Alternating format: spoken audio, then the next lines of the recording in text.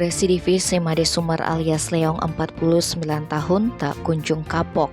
Dia kembali menjamret seorang ibu-ibu di depan Pasar Sumuh Jalan Pulau Misol, Desa Dauhpurikauh, Denpasar Barat. Namun naas, pria parubaya itu akhirnya didor oleh aparat.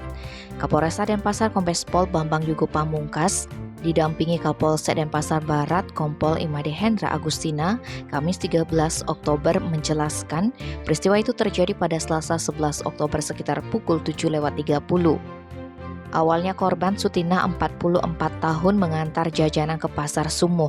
Saat pulang mengendarai sepeda motor, tiba-tiba pelaku memepetnya dari samping kanan. Kemudian penjahat kambuhan itu menjulurkan tangan kirinya dan merampas paksa kalung emas berisi liontin dari leher Sutina. Setelah berhasil meraih barang korban, Leong kabur ke arah utara. Meski korban berteriak dan mencoba mengejar, tetapi pelaku berhasil kabur. Atas kejadian ini, wanita asal Jember, Jawa Timur melapor ke polisi.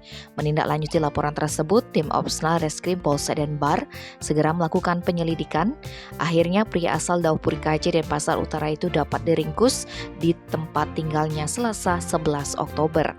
Lantaran melawan petugas saat diringkus, pelaku diberikan tindakan tegas terukur berupa lesakan timah panas ke kaki kirinya.